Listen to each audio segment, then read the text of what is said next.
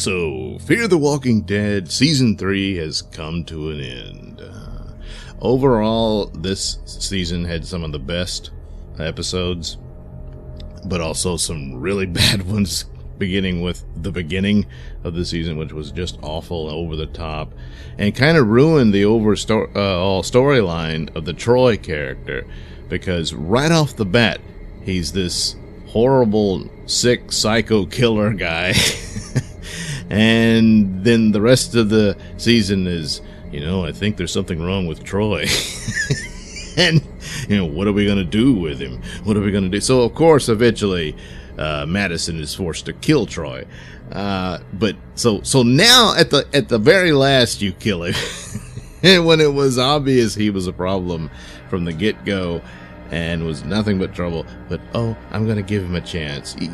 No, he's already revealed himself as this young Ted Bundy or whatever. Just this psycho killer. And but now I'm gonna give him a chance. No. So you kind of did that wrong. If you had done it where there was some little hints here and there, okay, but right off the bat, he's killing people just to watch them die and see how long it takes for them to turn and all that crap. No, that was done very badly. However, we did get some cool stories here and there, and the absolute best was the Daniel episode that reintroduced him back into the show and what happened to him and all. That was just really good. That shot all the way up to the top. And after the really horrible experience of watching season 7 of the parent show, The Walking Dead,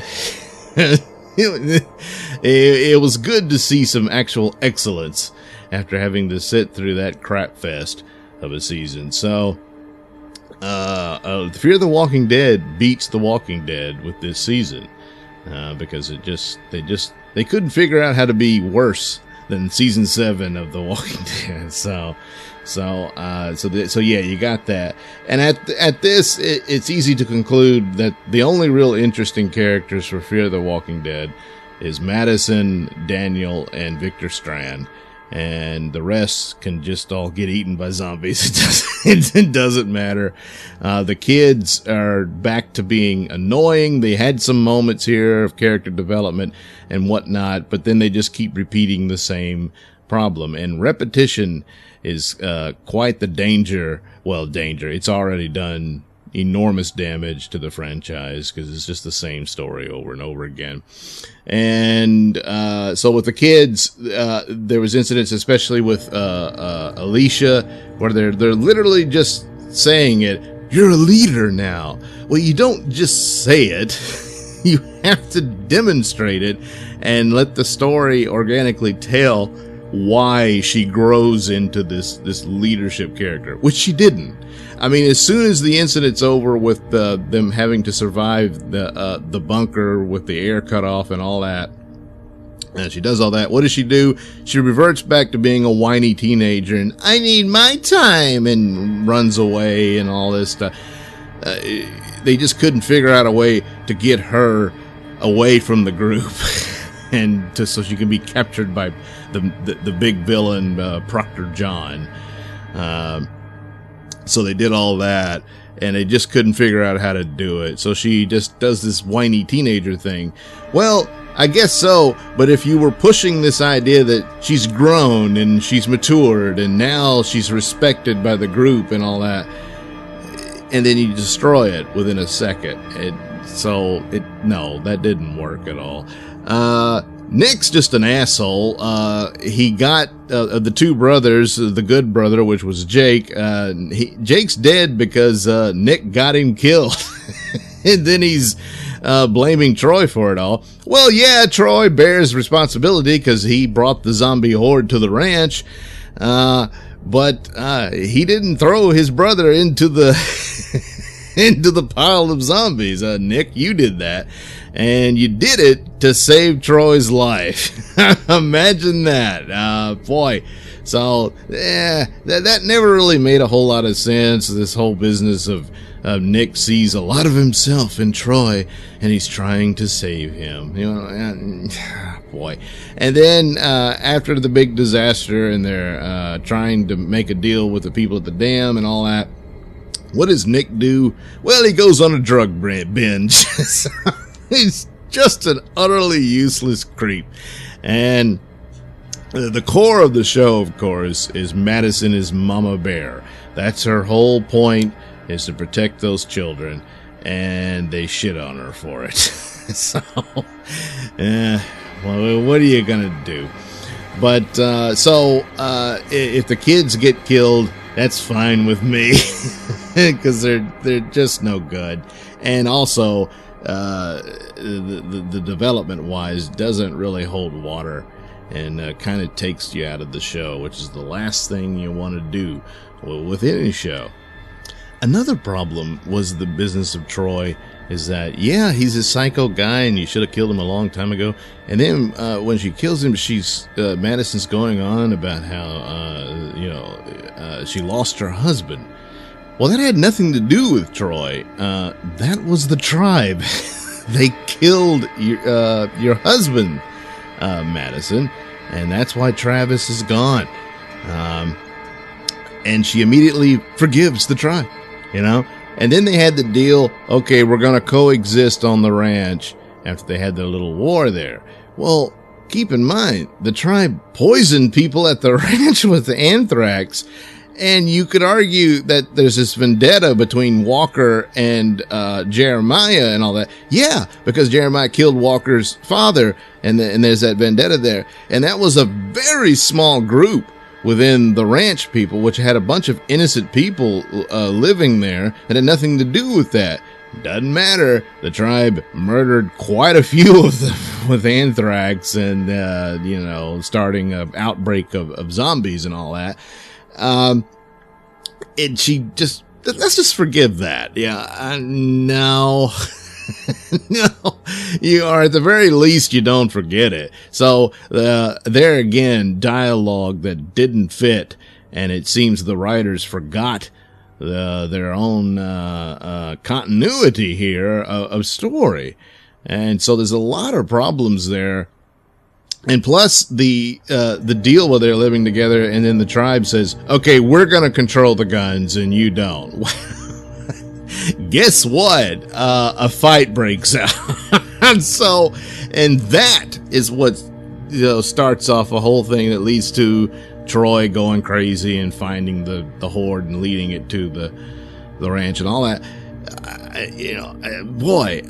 Just really stupid, and you're just going to ignore that? How the hell was that going to work after you had two warring parties? Let's come together, but only one of us controls the weapon. Nobody was going to want to live under that. That was impossible and very stupid. That was not going to work. And of course, it didn't. So there are a lot of problems here.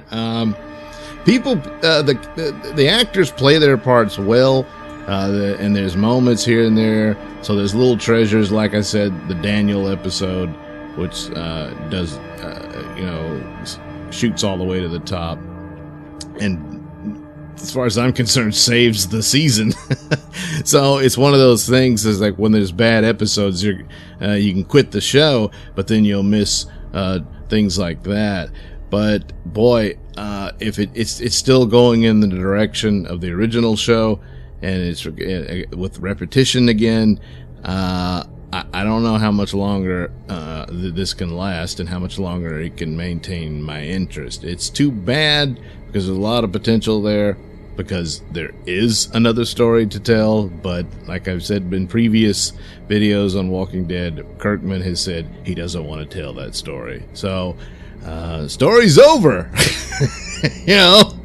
But it's a cash cow, so they're going to keep milking it. The problem with that is that you destroy the really great work that you once achieved. But boy, so overall, it was probably the best season so far of Fear the Walking Dead. So there's that. Meanwhile, The Walking Dead will now return for their big war with Negan, and I have not enjoyed any of the promos. It looks like promos for the Expendables, which would be fine for the Expendables. Everybody's badass, and they're all superheroes and all that. Ooh, yeah. But still, it wouldn't take much to be better than Season 7, which was just horrible.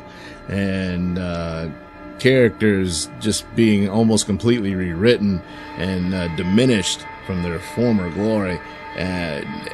You would think it was an entirely different crew that took over the show, but no, it's the same guys. Weird. It's that they're out of ideas, they're flailing, and it's all just like I said, the cancer that's killing the show: repetition and stupid things like the trash heap people. It's just unforgivable.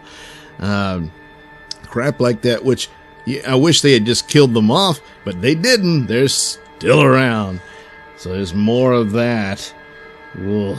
Meanwhile, the comic book series that started this whole thing, it's dwindling down as well. And to make matters worse, they've introduced a brand new character.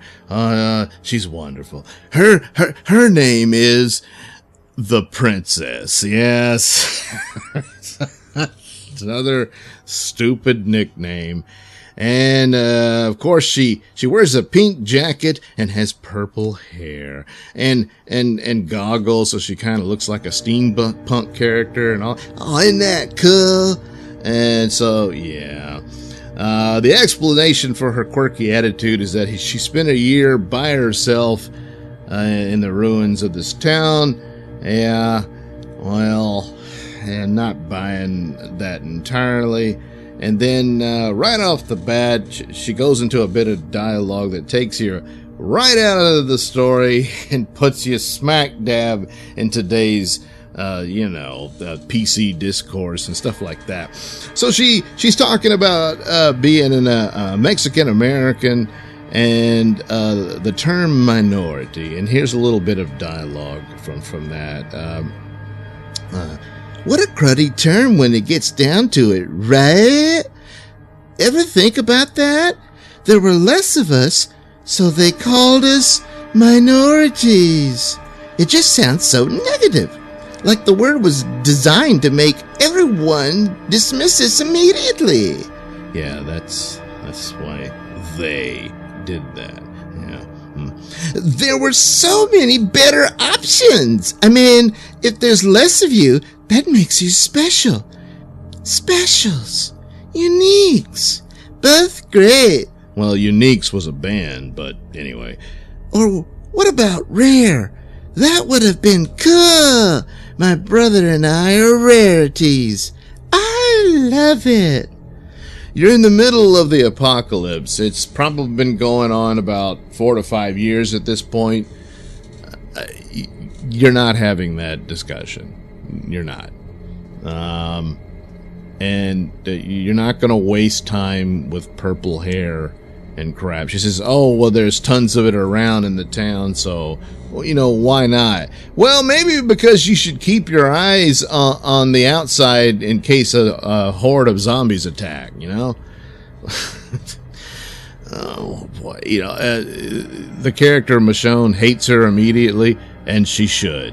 And there's a scene where she decides to pull a practical joke and make them think that she's leading them into an ambush, for a gag. To be true to the character of Michonne, she'd have killed her right within seconds before she figured out that it was all a joke. It just doesn't work. But apparently, Robert Kirkman wants his own Jar Jar Binks, and he's got her. So there you go. And then, of course, we're going to be introduced to another villain at some point, another group to attack. Another derivative, watered down governor. And that's all he's got in his bag of tricks. Again, there's only one story left to tell, which is the virus. Kirkman has already said he doesn't want to tell that story. It bores him, so we're not going to get that in either show. And he's already said that the ending was Alexandria. He's already surpassed that, which means he doesn't have anything left. And it shows. So, doesn't look good for the future of The Walking Dead, and I don't know if I'm going to continue after this upcoming season. We'll see. Like I said, there may be some Daniels in there. You're going to need a lot of those, and that's true of Fear the Walking Dead as well. But ultimately, the repetition is going to become so loud, it's going to drown out whatever else you do. Need to come up with an end game, Walking Dead. You need to do that, and it's time to move on. I'm afraid so. Too bad, because boy, did I love that show. I sure did. But jumping that zombie shark, which you're doing repeatedly, is just damaging its once glorious reign. All right, season 3 of The Fear of the Walking Dead gets 4 out of 5 stars, primarily because of Daniel. And that's it. The future of The Walking Dead gets no stars so far. It's looking pretty bad. And boy, I'm dreading the casting of Princess on the show, which I fear will happen a lot sooner than not. So there you go. The Walking Dead, the Limping Dead, so far. Okay. All right. Thanks for listening. Do check out the links in the description below for the podcast and for my little stores, which have goodies for you. And purchasing them helps out my little Nailsin operation. Thanks again for listening.